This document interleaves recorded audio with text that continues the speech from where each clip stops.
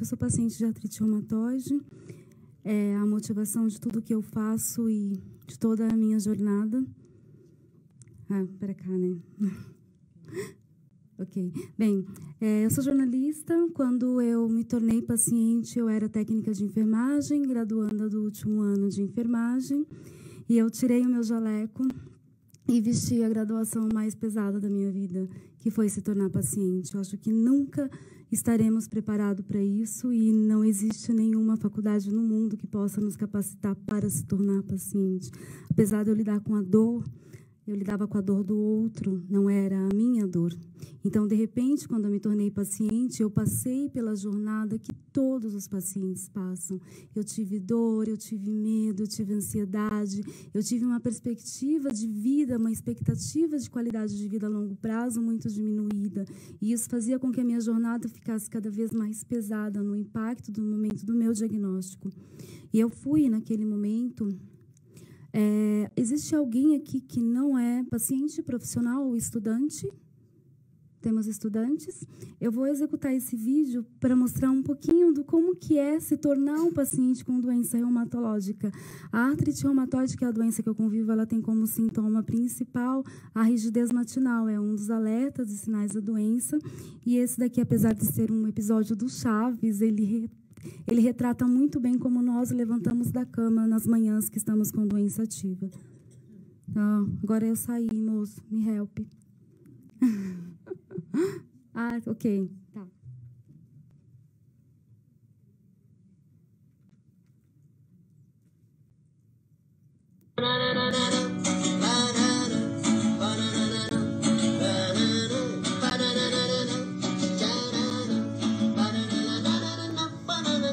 Cuidado, minha prima, cuidado, meu irmão. A chikungunya, ela é fera, maltrata o coração. Essa é a minha melhor descrição de rigidez matinal com doença em atividade.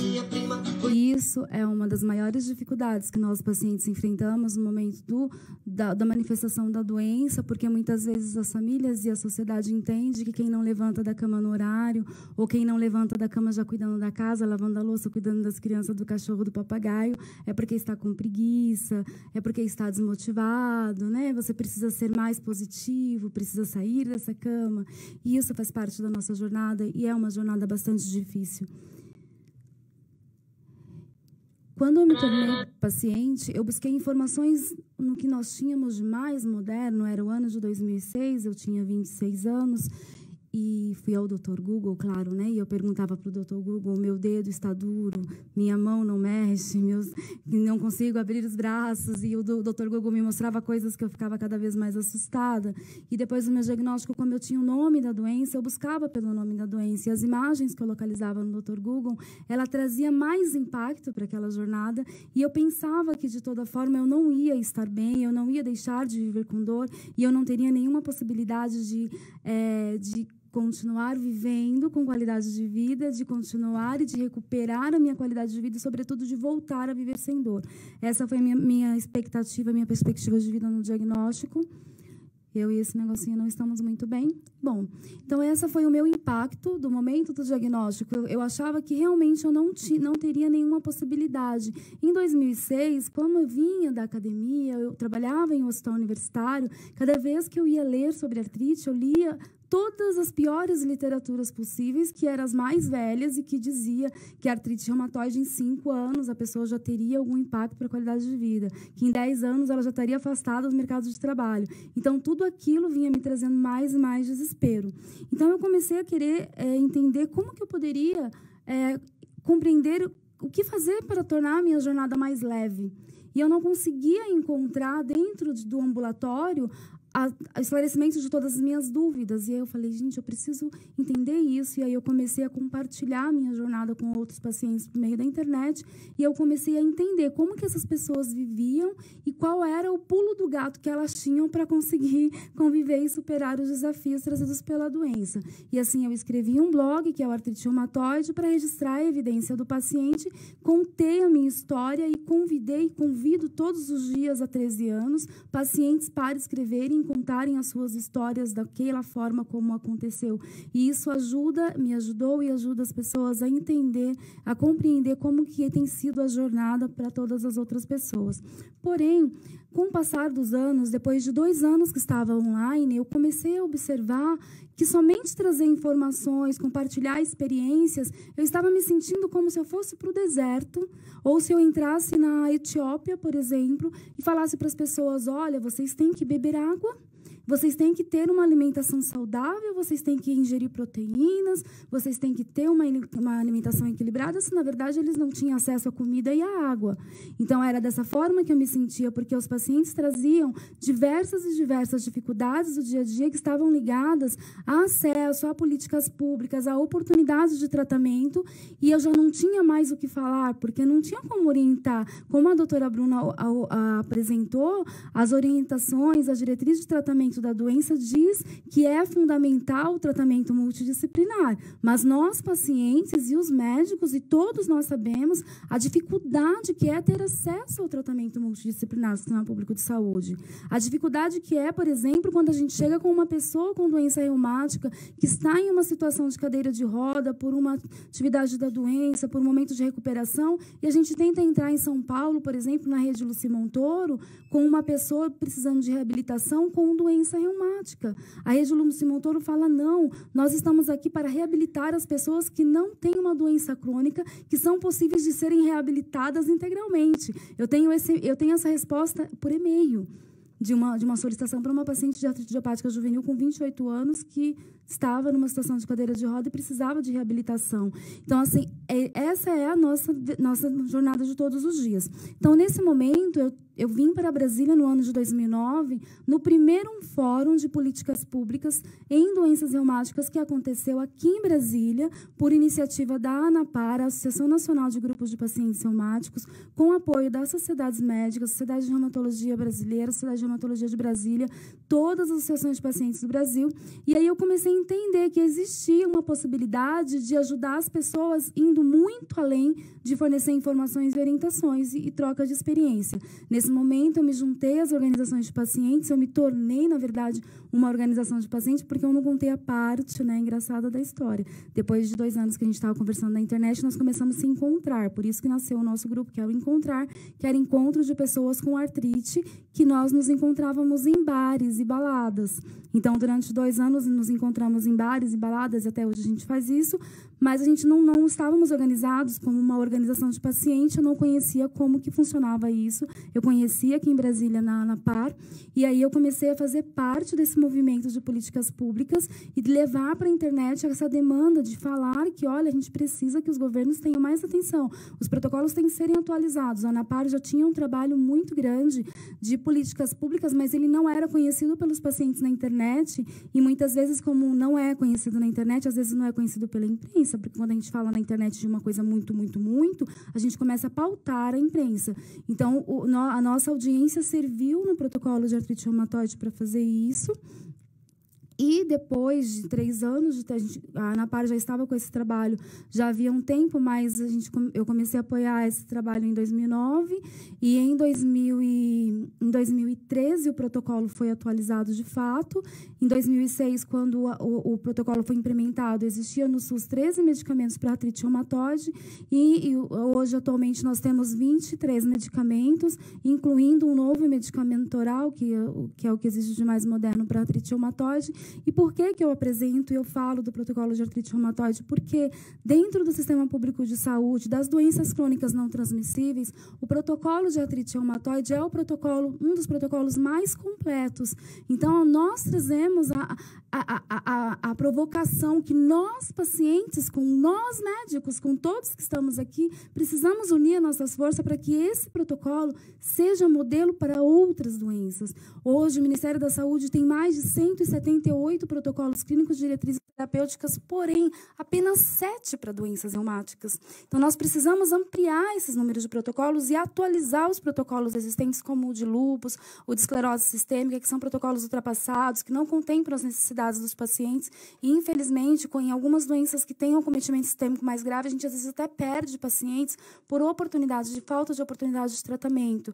Então, o objetivo desse evento é a gente trazer essa reflexão e também trazer o grau de importância que cada um de nós temos para a construção de uma políticas públicas. Mas somos todos juntos, médicos e pacientes, caminhando lado a lado. E, claro, com o Conselho Nacional de Saúde, com todos os tipos de parceiros que a gente vai juntando no meio do caminho. Dentro da nossa rede de apoio, os nossos pacientes hoje, que é um banco de dados que tem 51 mil pacientes, a gente tinha em 2008...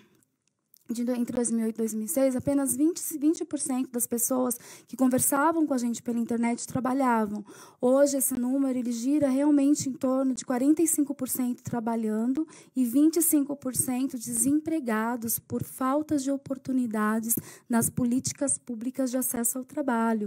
Porque a gente termina em determinados momentos da doença, quando a gente já tem uma deformidade, uma limitação, uma mobilidade reduzida, a gente entra num limbo trabalhista, que é aquele que você não está doente o suficiente para ser afastado do trabalho, mas você também não está saudável o suficiente para ter trabalho. Então, nós entramos, mais uma vez, em uma ausência de política e uma ausência de política de acesso ao trabalho, né? A saúde é o completo bem-estar, né? E aí a gente fala, volta uma resolução da OMS, quando, na verdade, não existe bem-estar, se quando a gente luta para conseguir a remissão, a gente encontra na nossa porta a ausência de trabalho. E a gente termina entrando em depressão porque não conseguimos sustentar as nossas famílias, não conseguimos arcar com os nossos compromissos sociais e terminamos entrando em depressão pela situação social de assistência às pessoas com doenças crônicas no Brasil. Isso também é um ponto do nosso trabalho a nível de advocacy e políticas públicas.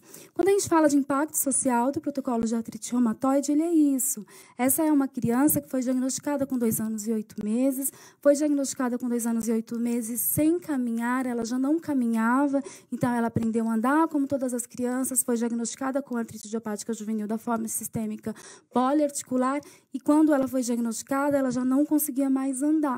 E ela hoje nessa foto ela estava com 8 anos, hoje ela já vai fazer 10 anos, ela está com doença em remissão e ela é ginasta rítmica pela cidade dela, medalhista, já tem várias medalhas, ela é um paciente que foi beneficiada por um protocolo clínico que lhe permitiu ter acesso. Esse daqui é o Anderson, eu sempre conto a história dele, porque a gente tem uma reunião nossa que é que nem uns alcoólicos anônimos, sabe? A gente fala assim, oi, eu sou a Pri, eu tenho artrite há 13 anos, eu estou de saco cheio porque eu não estou muito bem em casa, as pessoas acham que eu estou acordando tarde porque eu tenho preguiça, e aí os pacientes, todo mundo fala o que sente, e todo mundo se entende, e ninguém julga ninguém, porque ali todo mundo sente a mesma coisa. E ele chegou em uma das nossas reuniões de bar e falou assim, olha, eu sou o Anderson, eu tenho 28 anos, à época ele tinha 28 anos, eu tenho 28 anos e eu tenho artrite, eu fiz uma cirurgia no joelho, e por isso eu uso um apoio para andar. Ele era bonitão, gente. Ele usava um apoio para andar, e aí ele falava assim, mas olha, o que eu estou mais triste é porque eu fui no INSS, o INSS falou que eu não estou tão doente para não trabalhar, então não posso ter auxílio-doença. Mas eu já passei em 8 entrevistas de empregos e todas eu fui recusado a trabalhar porque eu não estou tão saudável para ter trabalho. Então, eu não me deram trabalho nesses lugares todos. E o pior de tudo, ele falou com essas palavras, o pior de tudo, eu não tenho namorada. E aí todo mundo ficou assim, nossa, estava cheio de candidata, né? Lá, oi, eu estou na lista. E aí ele não tem namorada. E eu falei, ok.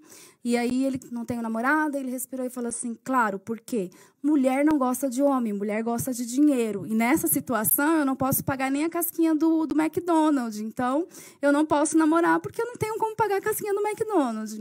Falei, ok. E esse menino, eu marquei com ele uma cerveja, depois só eu e ele, claro, mas eu não queria namorar ele, porque a gente não pode, quando a gente ganha o pão, não come a carne, né? Então, eu falei, vamos tomar uma cerveja, eu quero entender o que está acontecendo com você e ver como que a gente pode te ajudar. Conversamos com ele. E ele contou que ele era formado em análise de sistema, ele tinha pós-graduação, ele tinha iniciado o mestrado ou doutorado, mas ele não tinha continuado por conta de acesso ao dinheiro, ele não conseguia mais pagar. E ele falava inglês, espanhol e português, então ele falava 3 línguas. E ele estava desempregado.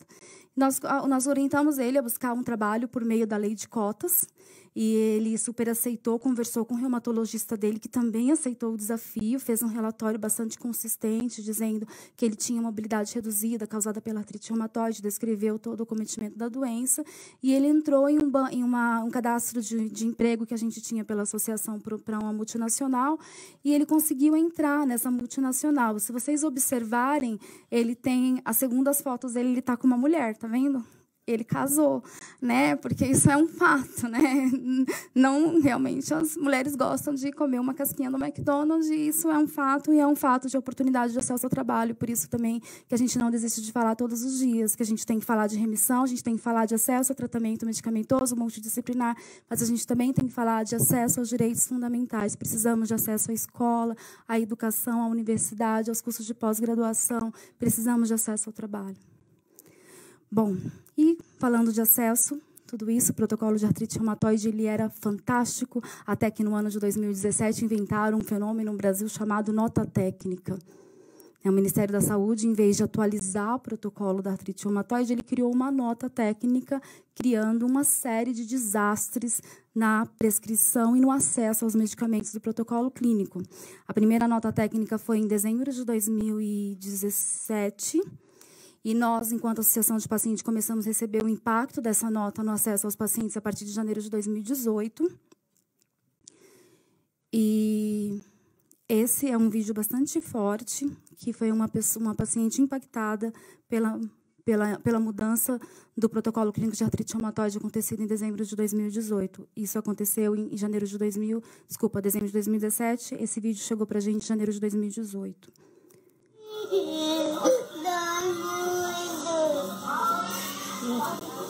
Vem cá, meu filho.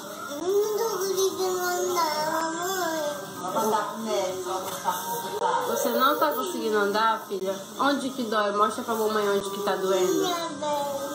Sua perna?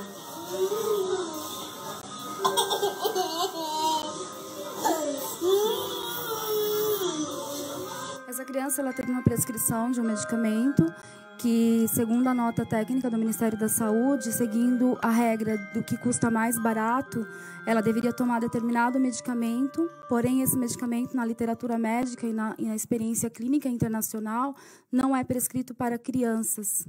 Então, como a nota dizia que a utilização daquele medicamento deveria seguir o que era mais barato e não o que era mais clinicamente adequado, a Secretaria de Saúde, quando recebeu o pedido do medicamento dela, recusou, dizendo que o reumatologista deveria estar orientado a prescrever segundo as diretrizes do Ministério da Saúde. Essa criança ficou 2 meses esperando a Secretaria de Saúde responder, até que a mãe gravou esse vídeo, publicou no Facebook, fazendo uma campanha de arrecadação de dinheiro. E como a gente faz monitoramento de mídia, tudo que falam hoje de qualquer tipo de doença reumática, a gente está monitorando continuamente.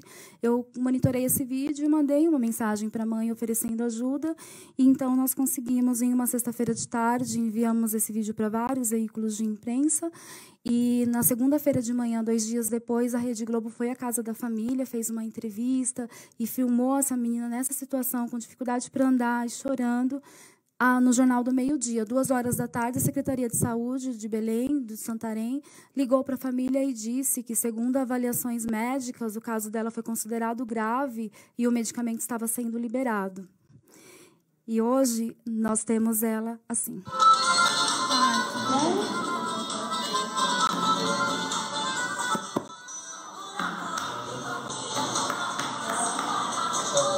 Isso já tem 2 anos, praticamente. Essa criança foi diagnosticada com 2 anos e 8 meses.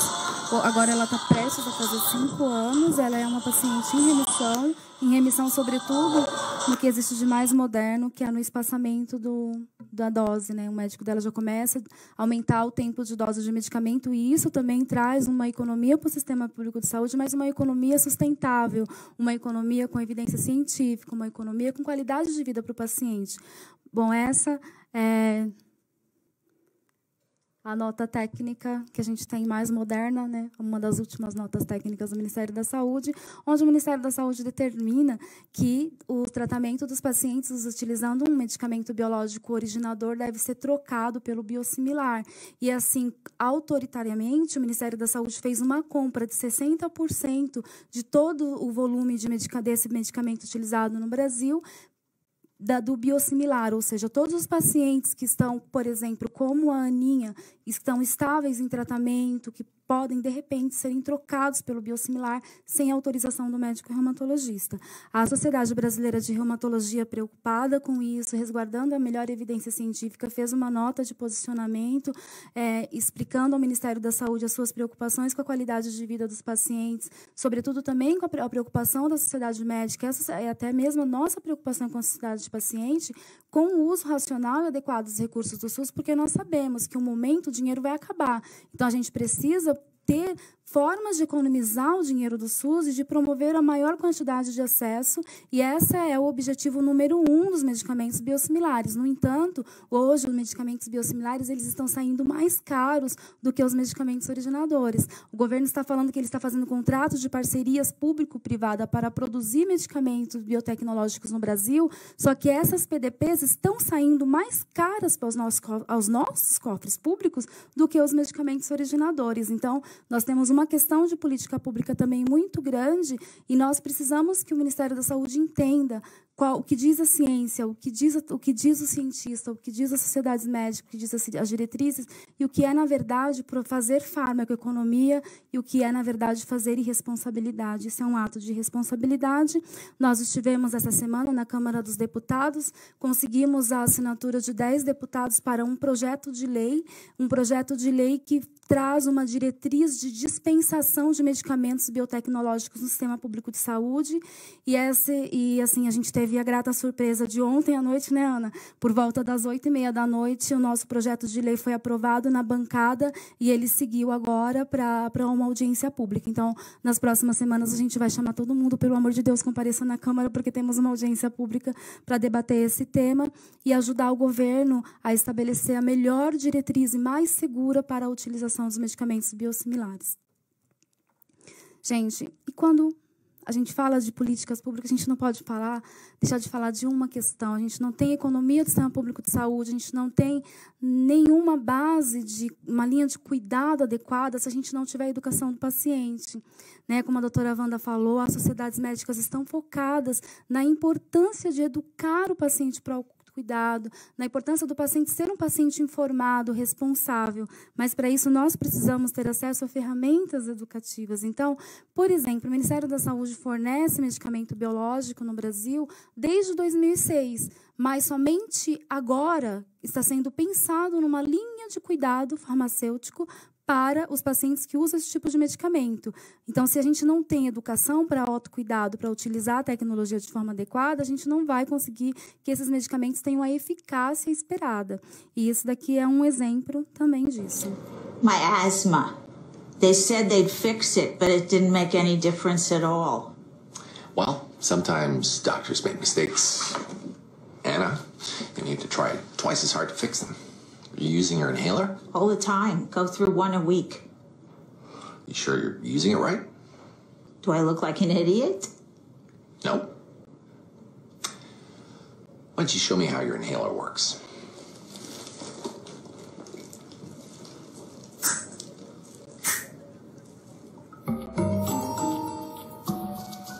Jerk. Nós esperamos que jamais tenhamos esse tipo de educação, né? Nós pacientes precisamos ser educados, os médicos e os profissionais da equipe multiprofissional são as pessoas mais capacitadas, habilitadas a fazer isso, por isso precisamos estar próximos. Nós agradecemos a Sociedade de Reumatologia de Brasília por ter acolhido a nossa ideia, né, o nosso projeto. Nós agradecemos a Abrapar por nos permitir trabalhar junto, agradecemos a Sociedade Brasileira de Reumatologia por ter o olhar voltado aos pacientes, por ter programas educacionais para pacientes. E eu agradeço a cada um de vocês que está que dedicou o dia de hoje para estar conosco. Eu espero que vocês fiquem até às 17 horas, porque é bastante triste chegar às 17 horas só, gente, né? Então, a gente é super obrigada e nós estamos disponíveis. Eu agradeço a oportunidade, que a gente tenha um dia bastante produtivo e que todos saiam daqui picados pelo bichinho do advocacy, porque mudar essa situação só está em nossas mãos. Os médicos não podem fazer isso, eles não têm alcance a isso. Nós, pacientes, temos poder de, junto com os médicos, porque nós precisamos trazer a evidência de vida real do paciente, somar a evidência científica, e isso os médicos vão trazer para a gente, e levar aos governantes quais são os melhores modelos de assistência que nós, pacientes reumáticos, precisamos. Obrigada.